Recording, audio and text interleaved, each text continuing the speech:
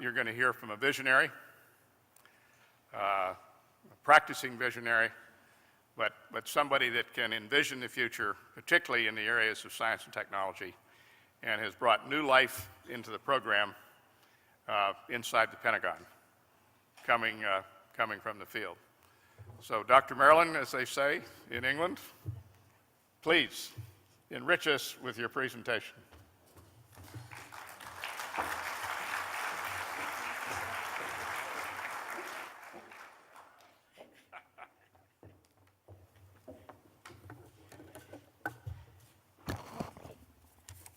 So good afternoon. It's good to see as many people here this afternoon as we have. I really do appreciate that. General Green, thank you for setting us up well for how we get from where we are today and to where we're going in the near future. And then I'm here to tell you where we're going in the farther future as well. Last year, when I was here and at AUSA in the October timeframe, I let you all know what the plans were for revitalizing Army S&T, and in particular what we called reinventing Army S&T. And I told you a lot about, you know, my plans for doing different management structure, plans for trying to change culture from the way it had been in the past for a long, long time to what we need to be successful in the future, and also to set up something that will take us from some management structure, some management strategies and investment strategies that then will be turned into real honest-to-goodness programs that will lead us into that future, walking arm in arm rather than playing a tennis game. And my old boss, Mal O'Neill, was a great tennis player, but and loved playing tennis. But when he came and got me to come to the Pentagon, I told him, I said, "Sir, this is not a tennis game. This has to be done in partnership. We all work together to make this happen." And so I'm going to update you on what has happened since the last time I talked to you and give you some insight into where we're going as well as where we are currently. Next slide. So I'm going to update you on the strategy development. I'm going to review some new processes we're implementing, and I'm going to highlight the opportunities for increased partnership, which is what it's all about. Next slide. So what have we learned in this last 10 years or so of war? We learned, and we all learned this together, but it's particularly important for us in S&T to have a touchstone. And what we have learned is that it is the soldier on the ground working in a small unit that we need to focus on, regardless of where our Army is going to go in the future. And that by focusing on that soldier and that small unit and what they have to do, the capabilities they need, we can be in a position to actually give them things ahead of time that they need, rather than, as we went into this decade of war, we were giving them things as a reaction to things that they were encountering. Where should our focus be? It should be focused on giving the small unit and the individual soldiers in those small units those, not just even equipment, so it's more than materiel, it's also the training, it's also the human perspective that we have to bring to the tools and the things that we give them that allow them to operate in this rapid environment where they have to make decisions. And I told you probably last year and maybe the year before that and whatever, that one of the things that happens now is the rapid pace of battle. The things happening down at the unit and the squad level and the company level used to be things that were up in the higher echelons of the command. So we have young soldiers who have to make snap decisions that have a tremendous amount of impact on what our Army can do and the way it is perceived around the world. So any action they take is immediately on CNN or whatever, and they know that, but we have to give them the tools that enable them to be prepared to make the right decisions at the right time, and that is as important as giving them a piece of equipment. So Army S&T is focusing on the full spectrum, not just the widgets, not just the individual technologies, but on the human dimension, on the training, on the whole ball of wax from the time we figure out what we're going to need to do and forecasting what we're going to need to do, to being able to prepare programs that develop the technologies and or the tools which we can give them to do what they have to do, and then getting in partnership with the acquisition community and whatever venues we can get to get them to the field. And that is a real challenge for us. But it's an exciting challenge. Next chart. So what have we done in this last year or so? What we've been doing, we're making strides to identify this problem of the perception that Army S&T was irrelevant. And this problem that we all are part of, that S&T can't solve by itself, but in partnership we can, to how to get those capabilities to soldiers sooner. And that then is part of what we're trying to fix. And it requires a new strategy. I told you this last time, it requires a culture change. And what we have done in order to be able to be set up to have, and this may be an enduring change, is we've set up a number of things. If you hit the next click, we have a vision. Now this vision is the same vision I showed you last year, but it was the foundation. You have to start with what you're trying to accomplish. This is an overarching vision. This isn't a vision for each section yet. That we're working on as we go forward. But this is what we have to be able to do. And remember I told you it was empower, unburden, and protect is a filter that we have to look at everything we engage in. If it doesn't do all three somehow, and we don't understand the trades, then we have a problem, because then we're back in our own stovepipes, and then we are giving things that contribute to somebody else's problem. And that we need to really focus on. And it's, once we've got a vision, the second thing we did is we set up strategic goals. Next click. Keep going. There we go. And last year I told you that I had three. There were the first three that were the fundamentals that have to be right. One is partnership, strong internal and external partnership. I say very often, over and over and over, there are 5 commands that have Army S&T money and do Army S&T. Okay? In those 5 commands, there are 21 laboratories.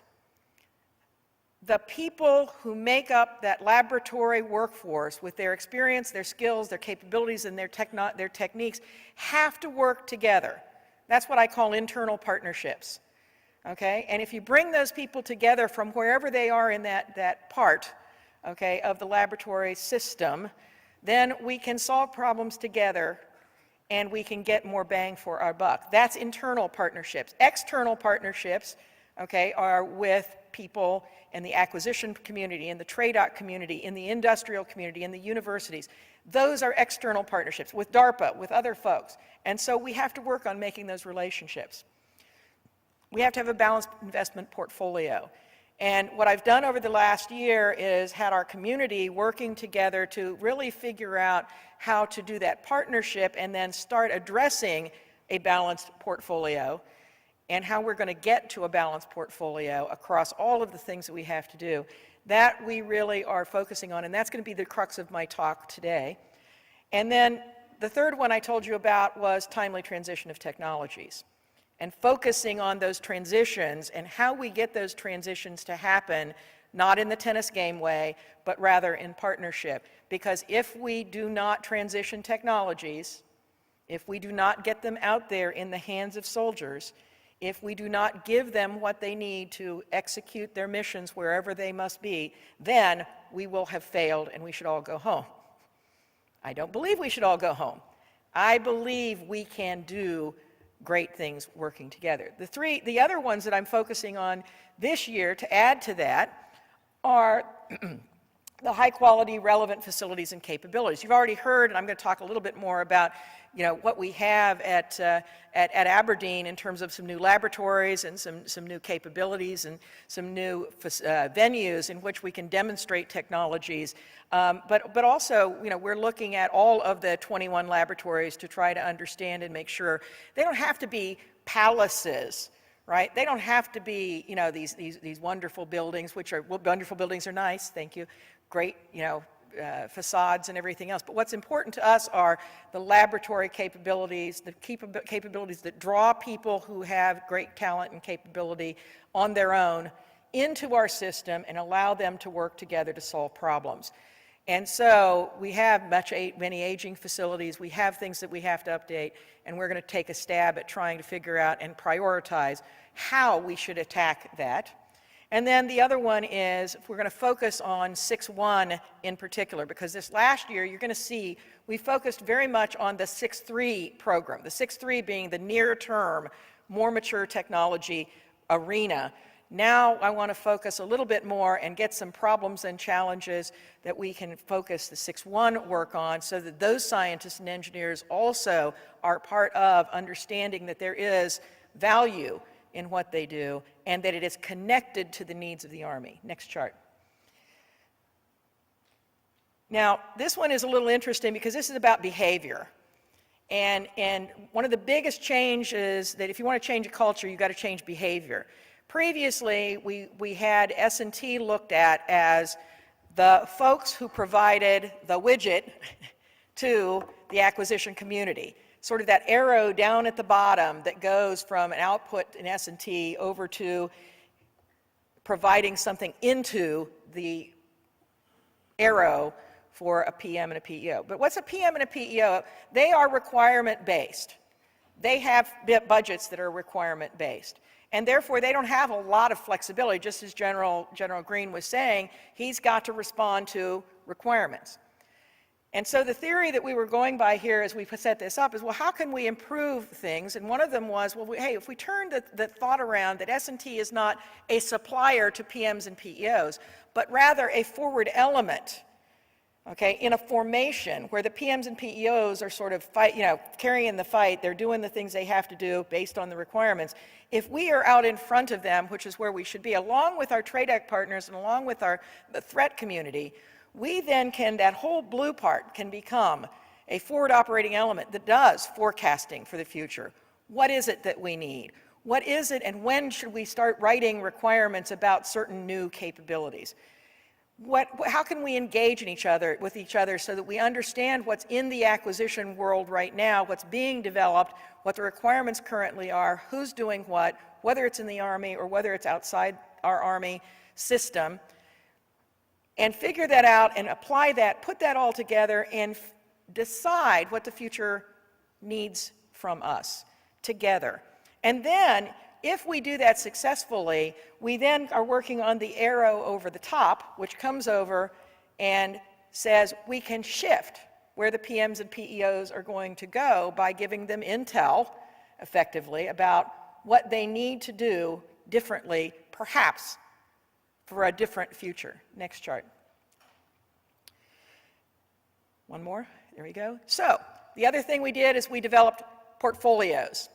And we went to a portfolio management construct at which, instead of looking at each individual program element, which was a commodity-based system, and identifying what we're doing in each PE, what we decided to do was put together all the work to try to understand what kinds of capabilities across all of these laboratories and across all the different funding streams we can make a difference in. And when we looked at what we can make a difference in, okay, we look and we say, okay, there's a soldier portfolio. Everything and anything having to do with the soldier, we should group together and be able to articulate in terms of what capabilities are going to come out for the soldier. Similarly for ground vehicles, ground platforms, ground weapon systems, similarly for the air portfolio, and then for the C3, and that's a C3I, or C4I or C5I, whatever you want to call it. It's really that part. We have a portfolio management system in place now. That portfolio management system allows us also to hook with the acquisition capability portfolios into which our products, whether it be knowledge, data, experimental data, widgets, okay, technology subsystems or components, if it has to feed into there, we need to be able to feed into those capability portfolios that the big Army has set up for managing all of acquisition. And then the vice had started doing capability portfolio reviews. I believe that we're going to continue in that management construct there. Therefore, we are now aligned in S&T with that. We also have a basic research portfolio and some enduring capabilities portfolio right now, but eventually those will be subsumed into the other major portfolios of soldier, air, ground, and C3I. Next chart. Next. So, before I go any further into sort of the where, you know, and what's happening with the budget plan, I wanted to talk a little bit about this chart, which is about experimentation venues. And you've already heard a number of times, you know, we're all aware of the NIE, we're certainly, many people are aware of the AEWE. Harry just talked a little bit about the C4ISR Systems Integration Laboratory, and we've got the radio laboratory, which is the real business. Every TRADOC Center of Excellence has an experimental capability. And most of our laboratories have system integrations labs and capabilities to be able to demonstrate technologies. What this chart basically says is as you start at the far left, okay, these columns talk to the things which are about concepting. And I would postulate, and my observation is that we have kind of lost the talent of concepting early. That when I started 30 some odd years ago in Army S&T, that was the first thing we started with, was concepts, okay? And we sat down, and sometimes, you know, somebody said, hey, I'd like to be able to kind of do this kind of thing. What's your concept? And we'd sit around and we'd brainstorm a little bit.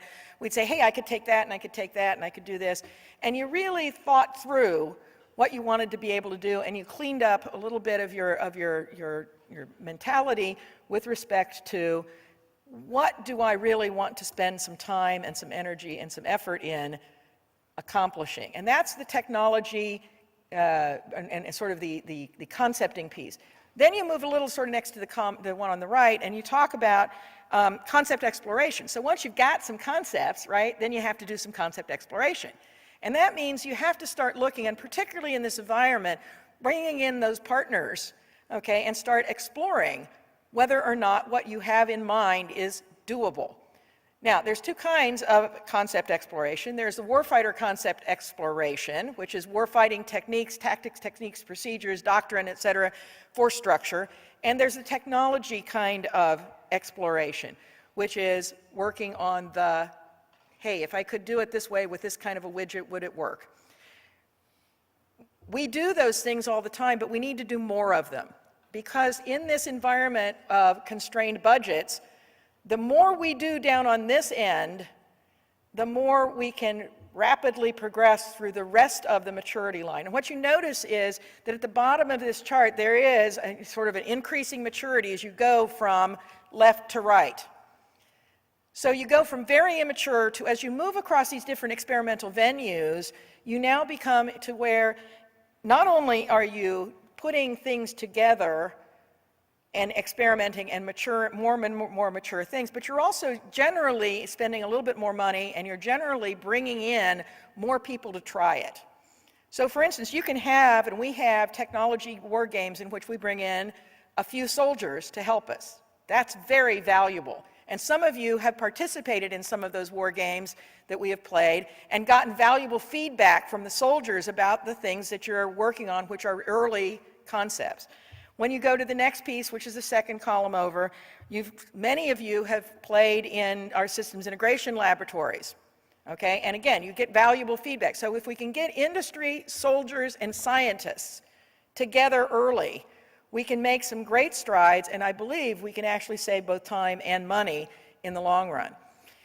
Then as you go to concept demonstrations, okay, now you bring in the vignettes. You bring in the more realistic warfighting part of this.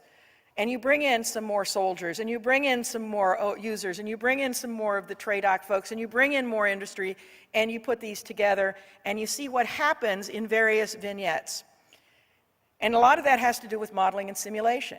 Some of it's just tabletop work. Others is going out to a systems integration laboratory, or many of you have participated over the years in the C3 on the Move effort at it was basically down at Fort Monmouth and Lakehurst and those places. And then, we now have the SIL, which is the CSIL and the REAL, those laboratories that Harry talked about. Those are places you can bring technologies together in concept. So stop thinking, and I'm trying to get everybody to sort of stop thinking of everything as a one-off, but really think of how it plays together very early on, progressing through these kinds of experimentation venues. And as you go into then the next piece, which is concept demonstration experiments, the things like we're trying to do in JCTDs, or the things that we're trying to do with the TECDs, which are those technology-enabled capability demonstration programs that are new in Army S&T. I'll talk more about them in a little bit. You can take to the AEWE. You can take to the TRADOC Centers of Excellence. And again, it's all of us going together and learning what works, what doesn't work, and where we should go in the future with some of these ideas. And then you come up down then to the NIE, which will now soon be called the ICE, it was the CIE, what they're going to call it, but it eventually will get away from just focusing on the network and focus on other technologies as well. This is not a gated process. It doesn't mean, I'm not trying to imply here that you need to go through every one of these steps. This is more like a plug-in concept in which you say, hey, what is the maturity of the thing I'm trying to bring forward? Who needs to know about it?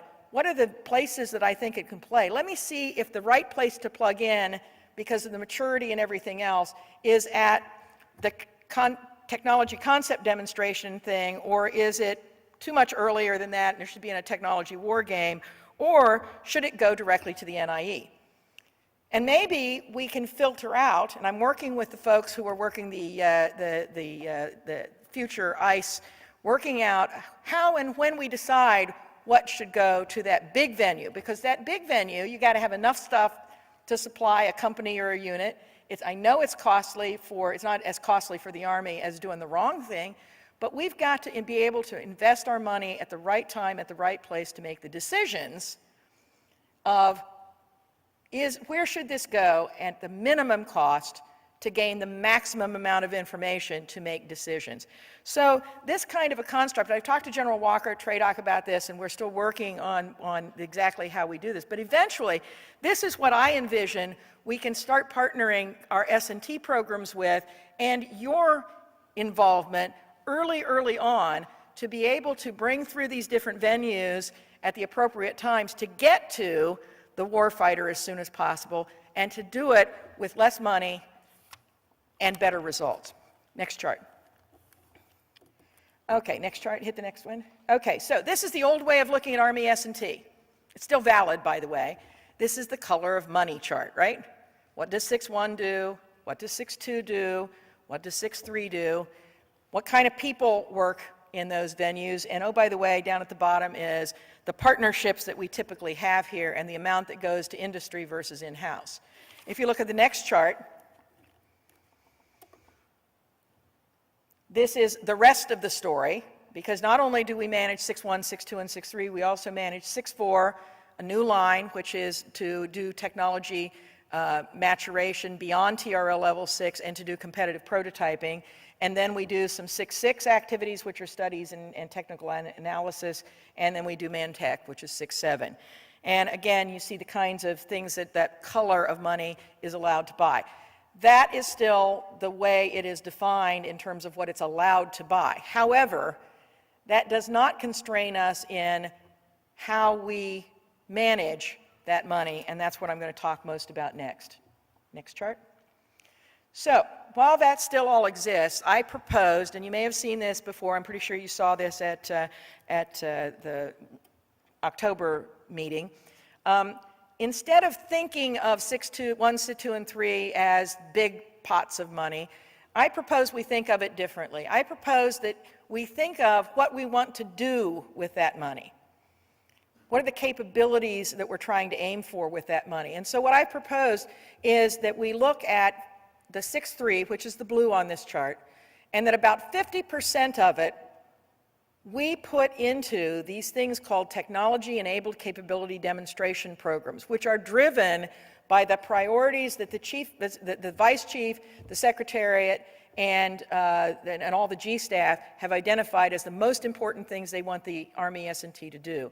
And so, right now, on the floor, as we talk, and later for the rest of the afternoon, we have a set of programs which is being briefed for the first time, before the programs ever start, to you all, so that you will have cognizance of what we are trying to do in those programs and be able to bring your potential solutions and partner with us in achieving those programs. And that's what we're really working on in that part. And I'm going to explain a lot more about that in a minute. So what happens to the rest of the blue, the rest of the 6.2, and the 6.3 and the 6.2? I propose, and it has been relatively well accepted, that we go to the PMs and the PEOs and look at them and say, what do you really need us to do? Not in an ad hoc way where we're going to each one and with its individual favorite laboratory, but rather that we collect all of these things as a community, bring them together, stratify them and prioritize them, and decide which ones we want to and can make programs to really solve some of their problems with that light blue and that light green money. And this is money, this whole pie is about $2.3 billion in FY13. And I did say billion.